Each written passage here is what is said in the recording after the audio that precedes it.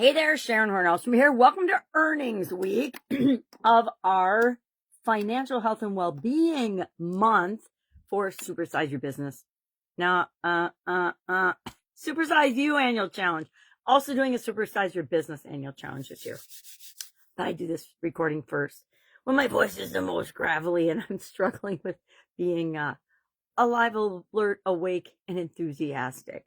Well, today we're talking about knowing your worth. Do you know what the market value of what you bring to the table is, either as an individual or as a business owner? Do you know and have you researched the value of what it is that you do and how you do it? The vast majority of people do not do this. So if you want a competitive advantage, if you want to actually be paid what you're worth, if you want to actually earn what you're worth in your organization, your company, because of the incredible value you provide to the people that you serve, then you need to do this. So I actually stumbled upon this really early on in my corporate days.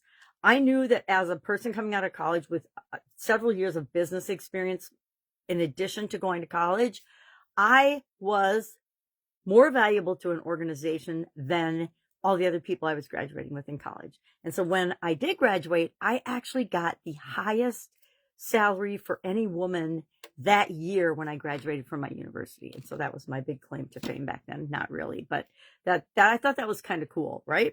You know, you go to college, get a degree, and you get a job, and you're like, oh my God.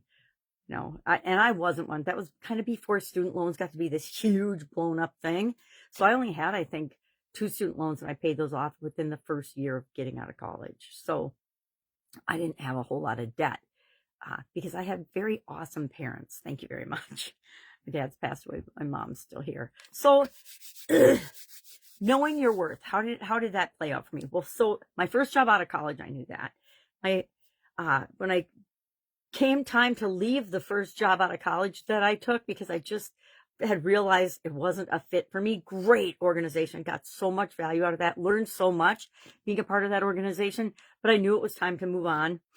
And my next job, I negotiated myself a $40,000 signing bonus in addition to double my salary in the job that I had been in. And that is when I actually learned to realize that if we really want to grow our career and grow our earnings, we need to be willing to step out of our comfort zone and maybe switch industries. So I took all the skills and things that I had acquired over my life so far, and I looked at those and I said, okay, well, where else would this be of value? And I actually found my job in the newspaper classifieds, which is pretty funny because there's such a low percentage of people that actually get jobs out of the classifieds. But it was a great job. Stayed there 5 years.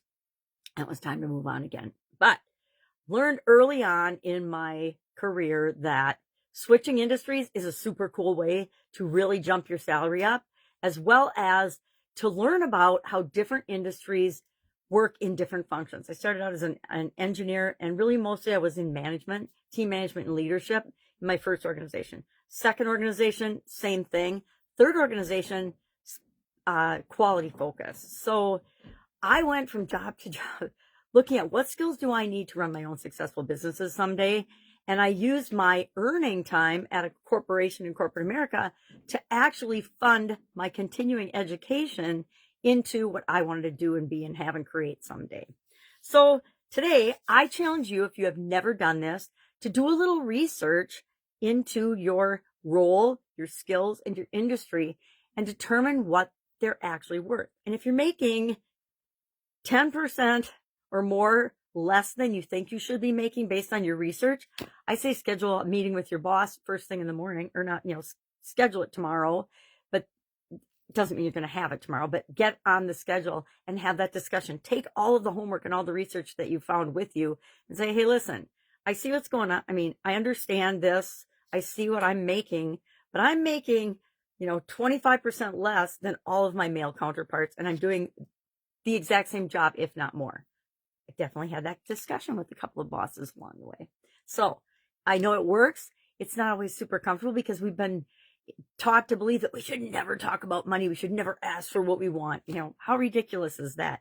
You don't get anything out of life if you don't ask, which is one of the biggest lessons I had to learn growing up, because I think maybe more as women, we're taught to just, sit back, be polite, ask permission, follow the rules. Okay, not really a rule follower here. So today, do that homework, do that research. And you know what? If you are at the top end of your skills and values, be grateful and just keep doing what you're doing. And remember to be continually learning and growing and adding more value by increasing your skills so that they keep you when the layoffs and things inevitably come. So if you're in business or in a career long enough, it's pretty likely that you or someone you know and care about will experience some kind of a layoff. Because the world's changing, right? The world is always changing. This is nothing new. I'm really surprised when I meet somebody nowadays that has worked for the same company for like 20, 30 years. It's definitely rare. I know my dad worked for the same company his whole career, but that's back when that was still a thing. But even when I was going to college, that was changing. Pensions were going away, things like that, and the world was changing. And so we can't expect what happened in the past to happen in the future necessarily.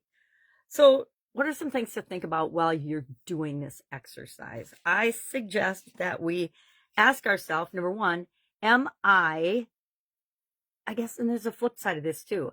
If you are not keeping up with the skills and the requirements of the job that you have, why not?